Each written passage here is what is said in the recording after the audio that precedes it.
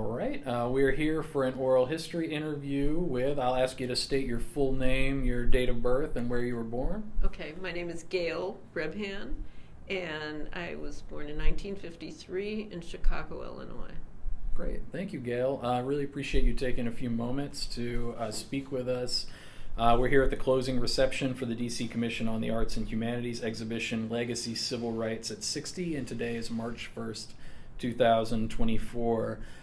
So Gail, I want to kind of start, thinking about kind of your, birthplace and early childhood. If you could tell us a little bit about your youth, and especially if you have some really memorable stories of family and growing up.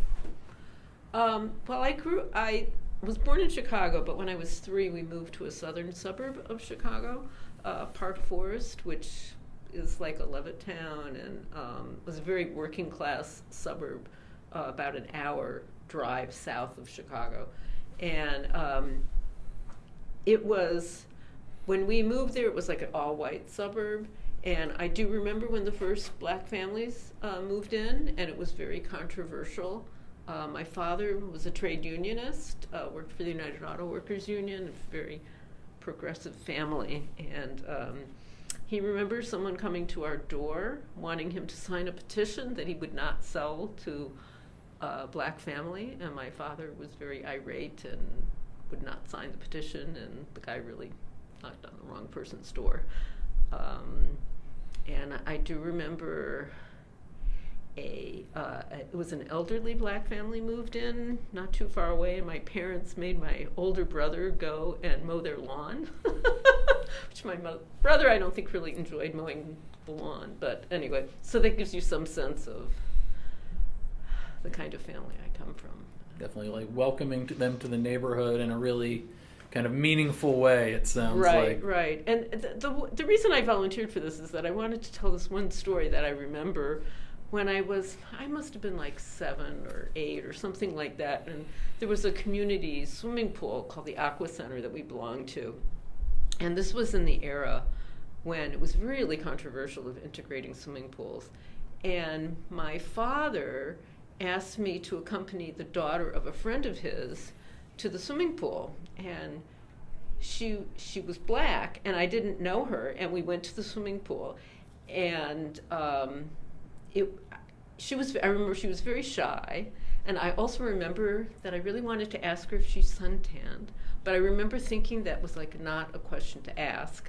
And it was kind of awkward because I didn't really know her, but nobody hassled us or bothered us or anything like that. But I don't think my father was anywhere nearby or anything, if anything had happened. I don't know. But I didn't even realize this was like a political act. I was in my 60s because I do a lot of artwork about family, and I'm in the show that's up right now. And I asked my brother if he thought this was political. My brother goes, "Of course." And so I just thought it was really interesting how as a kid you just accept things and you don't even, I didn't even think about it at all. So it's just really curious to me. Absolutely, yeah. I think that's a great story, and I don't know, one of the things that's interesting to me is that, when those things happen to you as a child, like how long it can take you to make those connections, because sometimes the things that happen to you as a child, they kind of have this kind of special place, I think. Right. I remember it because it was an anomaly because I usually went swimming with my friends. So I do remember it, but I didn't remember it as having any larger meaning to it at all. Sure. Yeah, but it definitely sounds like, yeah. As you said, your family, did have this kind of progressive outlook, which, I would ask, was that unusual at the time or in the neighborhood? Were there others, or did you kind of get the sense that they were standing alone in a lot of ways? When you're a kid, you don't really think about this stuff. Mm-hmm. So, I also know that my brother's 5 years older than me, and my dad worked for the United Auto Workers Union, which was one of the organizers of the big march in DC, and that was in when was that? In 63 63, 64, the big civil rights march. And he went with my brother and with the UAW contingent, but I didn't go with them, and my mother didn't, and it was always said because I was too young. And as a teenager, when I found out about, I was, thought, wow, I could have been there, but I wasn't. Yeah. Well, perhaps, missing out on that kind of spurred you on to be able to take on other kind of civic actions. I guess, I'm kind of leaving this a little bit broad, and it's not necessarily in chronological order, but are there any kind of civic actions or organizations or kind of movements, protests, anything like that you recall very distinctly or that you're particularly proud of being a part of? Well, I'm active right now with the Bethesda African Cemetery Coalition, which is trying to save Moses Cemetery in Bethesda, which was desecrated in the 1960s. And so I do a lot of documentary photography for them and have organized exhibitions for them and publications and help with the visual aspects of things. We had a show at the American University Museum called, had the word bridge in it. I'm blanking on the name of it. That was in 2019. And we've had publications, and so I'm very active in that. Okay. Currently. I mean, in high school I was active in anti-war demonstrations. Well, let's come back to the anti-war demonstrations in a minute, but let's first kind of dig a little bit deeper into the Bethesda African Cemetery Coalition. Can you talk a little bit about why you believe that work is so important and what it means to you? There was a very vibrant black community on River Road that, starting in the 50s and through to the 60s, was deliberately displaced, including their cemetery. The only remnant of that community is the Macedonia Baptist Church, which still exists and has a vibrant congregation. But I think one reason I'm so affected by the desecration of their cemetery is that my parents are immigrants from Poland and Germany, and I'm Jewish. And my mother went back to her small town in Poland, and that cemetery was completely desecrated. And the tombstones there were actually used to be for swimming pools for the Nazis. So I feel it feels very, I really identify with this desecration of a cemetery and trying to erase the history that was there, because I feel like the same thing happened in my mother's case and my father. So I really identify with it. That definitely makes sense. You said that you have done some documentary photography work for them, and you've kind of lended your own skills and talents to the work. I wonder if you could just talk a little bit more about, kind of your work as an artist, your media, kind of the way what you do in terms of art. Well, my artwork always has a social aspect to it. And so with the Bethesda African Cemetery Coalition, I created a piece that I do these photo collages where they're the cultural history of specific sites.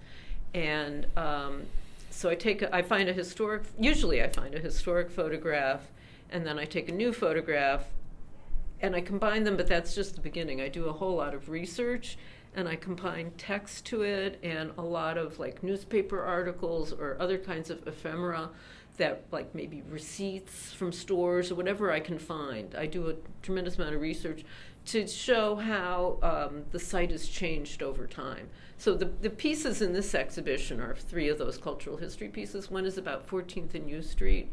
One is the school my kids went to, Janney Elementary School, and how that has changed over time. And one is the Metro bus terminal in Friendship Heights, and how the history of that area. So there's always a social aspect. But the one that I did about Moses Cemetery was really difficult because there are no historic photographs, and it's a parking lot now.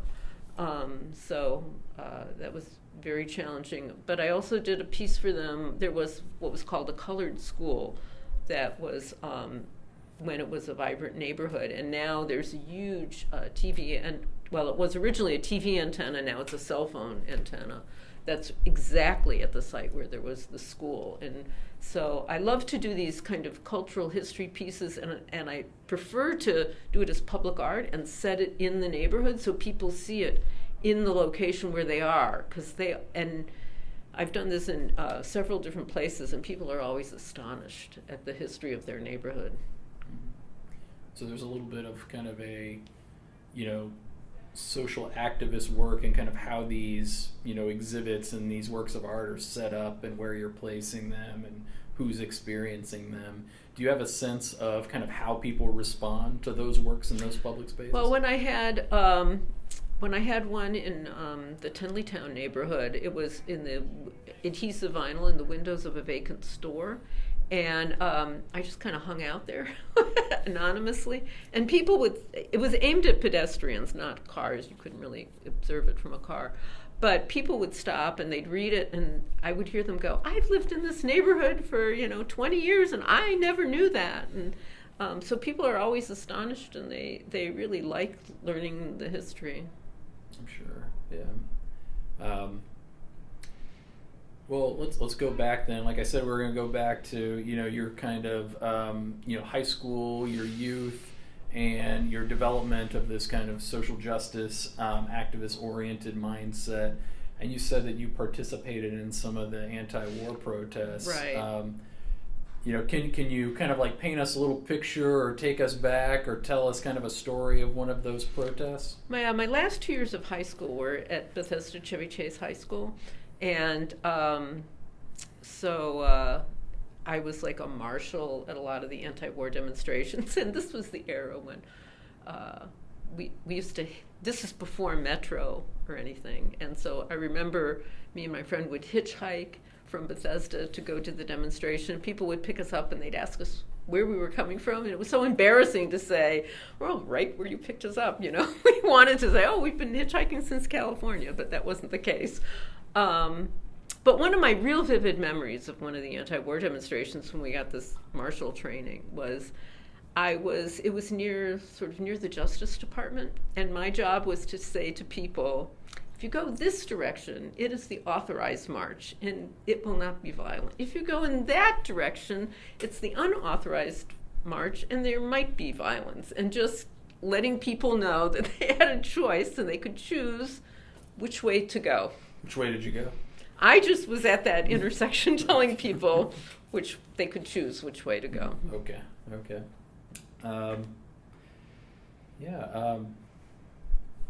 Let's see. I'm sorry, I was about to in high school we had the Student Political Action Committee that was with a few other high schools in Montgomery County. That was mainly doing anti-war stuff and trying to support Maryland candidates that were anti-war candidates. And there was actually a newspaper article about me in the Evening Star as a typical politically active high school student. Do you think that that was kind of an experience that was reflective of living in the DC area, or do you think that... Yes, yeah. It was very easy to go to these demonstrations since, living in the area. Yeah. I guess, the only other question I would have to kind of link, the childhood piece of what you're saying and, the work that you've done now and connecting your artwork to the social activist causes, especially the Bethesda African Cemetery Coalition that you're working with now is, were you an artist then when you were in high school? No, not at all, no. When did you kind of develop that, interest? I think pretty late, and not till college. And even in college, I went to Antioch College, which is a very progressive school, and I started doing video work. And actually, I did a tape. It must have been my first semester in college. I had a fantastic sociology professor, and I have no idea why I thought to do this, but it was about sexism in Saturday morning children's cartoons, and in their advertisements, in the advertisements for the shows.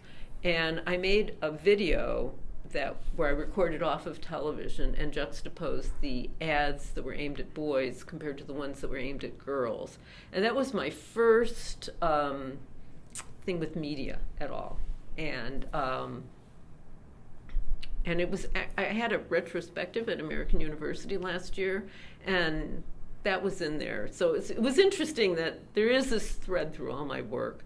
But I didn't view it as art. I viewed it, and I started doing documentary videos, and I viewed it as documentary kind of stuff.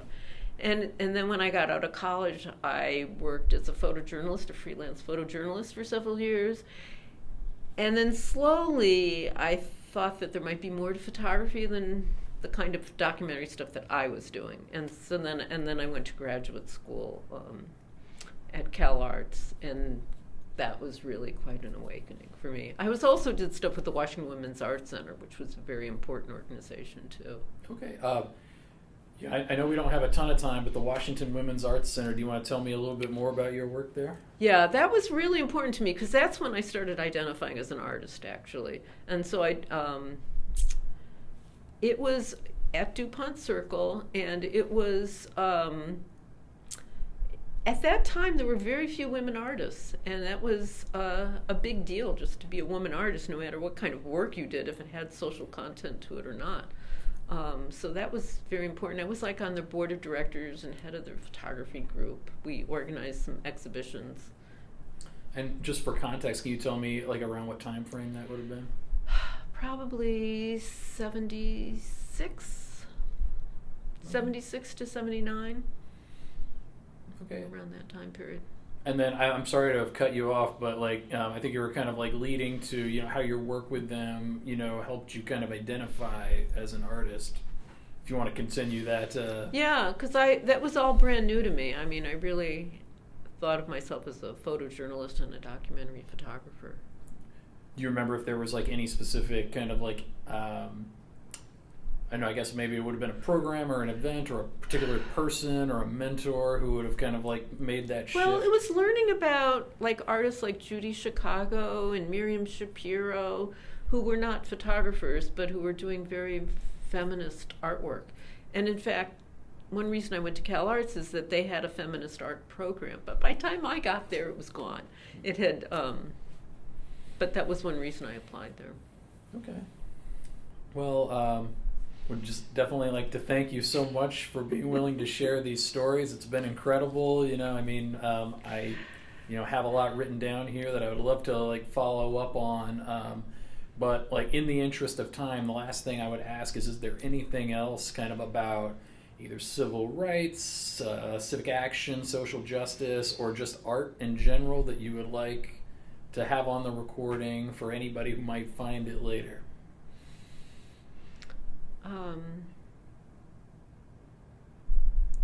I don't know. I mean, all my work has the social content to it, all my artwork. Okay. Well, thanks so much again, Gail. I really appreciate it. I'm going to turn off the